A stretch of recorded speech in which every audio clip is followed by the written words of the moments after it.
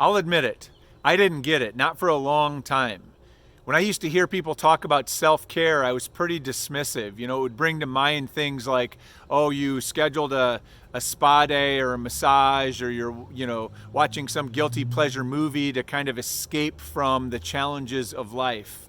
I didn't understand the importance of self-care. And I think this is one of the gifts or lessons, I guess, that the pandemic is leaving with me, and that I hope will maybe leave with you as well, is that self-care is vital. And that's not to say that, we're not taking care of ourselves somewhere, but self-care as a more intentional practice is really important. And what I came to realize, and I think probably a lot of us have over the last 12 to 18 months, is that, when we are diminished, when we are not fully well, when we are run down, when we are tired, whatever that is, when we're not taking care of ourselves, our ability to be our best, to show up the way we want to in our relationships or at work is diminished. Right? That is what self-care is about. It's about committing ourselves to making sure that that doesn't happen, to being intentional about doing that. And so I wanted to share a little bit about that today, to talk a little bit about self-care, to maybe, if you're one of those people that's been dismissive, to ask you to reconsider, because particularly as managers and leaders of people in our organization, we need to be at our best. Things have been challenging for the last 12 to 18 months, and I think they're going to continue to be challenging for quite a while. Being a manager is one of the hardest jobs in any organization, and so we need to be caring for ourselves. It's a lot like, what they tell you when you're taking off in an airplane: put your own oxygen mask on first, because if you don't, and you can't breathe and you pass out, you're not any good to anybody else. You can't be of any help. And your people, your family, your communities, everybody's counting on you for help right now. And so we need to make sure that you are fully well, that you are at your best, that you are strong and energized and able to give that help. So self-care is the oxygen mask. And my intent behind today's message is to encourage you to put that sucker on, because you're going to need it. We're going to need you at full strength. So what is self-care? Well, self-care is, pretty simply, at least the way I like to think of it, is it starts with our commitment, and then it's the stuff we do to care for and maintain our individual well-being. Well, why does well-being matter? Well, well-being is what we're all after, I think. It's when we are at peak well-being, we are happy, we are healthy, we are thriving. When we are at full well-being, we are able to be our best and give our best to our relationships and our work. And what else could we ask for? And so self-care is how we maintain our well-being.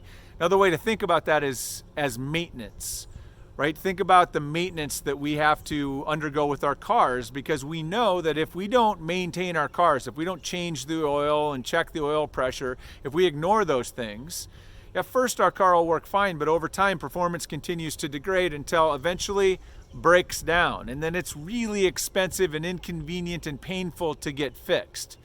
It's much better to just do the routine maintenance to keep it working at peak performance, and that's what self-care is for us.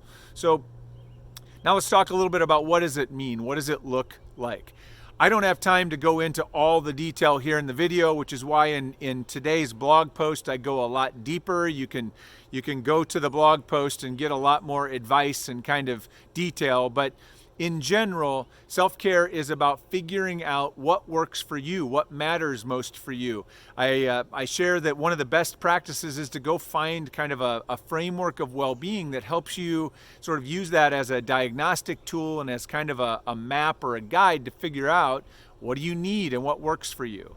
For me, I actually in this post share kind of what works for me, because the reality is every single person has a different self-care routine or self-care ritual or self-care commitments that works for them. There is no one size fits all.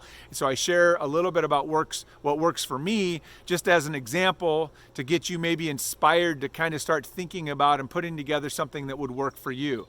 One example that I've come face to face with very recently is that I've had this sort of reality check that whenever anything goes sideways for me, when I start feeling stressed or fearful or anxious, or my ability to be creative starts to diminish, it is almost always tied to not getting enough sleep.